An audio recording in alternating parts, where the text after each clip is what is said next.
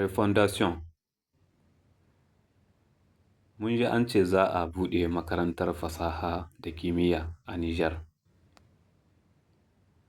To abu ne mai kyau sosai, kuma muna fatan Allah ya nuna mana ranar, Allah ya tabbatar mana da shi, domin ci gaba ne, mataki na farko muka fara.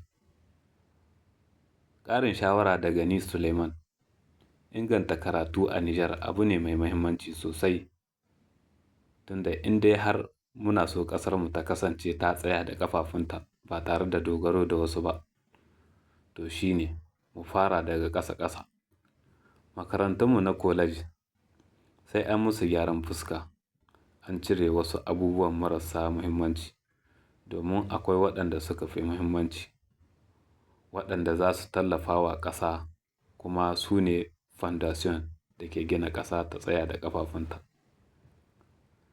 Na farko, a saka koyarwar addini, a ƙarfafa ilimin lissafi wato mathematics, ilimin motsi da makamashi wato physics, ilimin game-gamen sinadarai wato chemistry ko kuma a ce shimi ko chimic, fasahar sadarwar zamani ETC basic,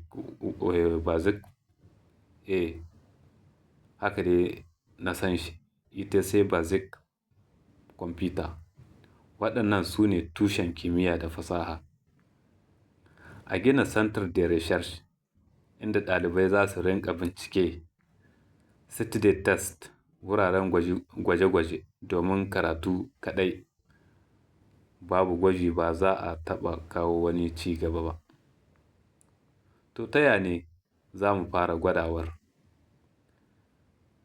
Abubuwan da muke da na cikin gida waɗanda muke sayowa daga ƙasashen waje, kama daga injina ne, motoci ne, makamai ne, ko ma me, za mu fara warwarewa, za mu rinƙa warware su, mu ga wanne kayayyaki ne, wanne dabaru ne aka yi a ciki, wane irin kaya ne aka saka, sai mu fara modifiye. Gwamnati ta zuba kuɗi a kan wannan lamari, sosai ta zuba kuɗi, domin duk ƙasashen da ake gani sun ci gaba yau a duniya, to da wannan suka fara. Wanne ƙasashe ne wanda ake gani sun ci gaba da yau a duniya a ɓangaren fasaha, kimiyya, ci gaba na zamani da yanzu?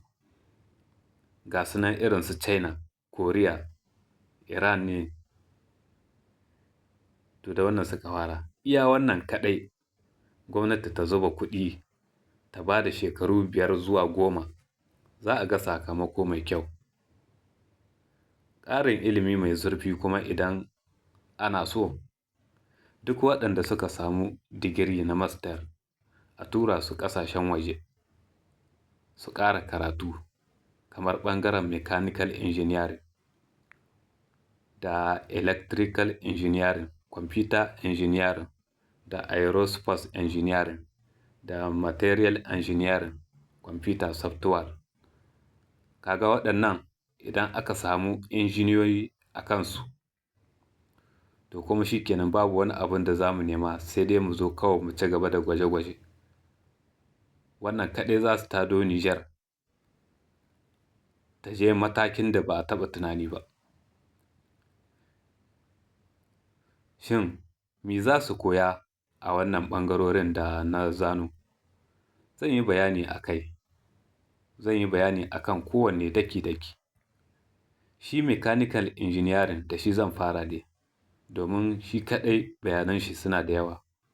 Domin a wannan bidiyon ko mechanical engineering ba zan iya gama bayanan shi ba, sai dai a bidiyo na gaba. Shi mechanical engineering, a nan za a koya ma yadda ake ƙira, tun daga design, gini, gyaran mota da injinan masana'antu. Kuma a nan ne za a koya maka algebra, calcul da statistics, domin ƙididdiga da lissafin injina, yadda abubuwa ke motsi, ƙarfin da ke aiki, daidaita nauyi. Zan kawo muku ɗaya bayan ɗaya idan na ƙare bayanin shi kuma zan ɗauko na gaba. Electrical engineering shi ma za mu je da sauransu dai. Ban ƙare wannan tafsiri ba, amma a nan zan dasa aya. Sai a shiri na gaba zan zo da ci gaban bayanin cikin bayanin mechanical engineering. Bayan shi akwai electrical engineering, aerospace engineering da sauransu. To kada ku manta da like da follow. Ku faɗa mana ra'ayinku a comment, ku yi partage domin ya isa inda ake buƙata. Da wannan zan ce muku ma assalam.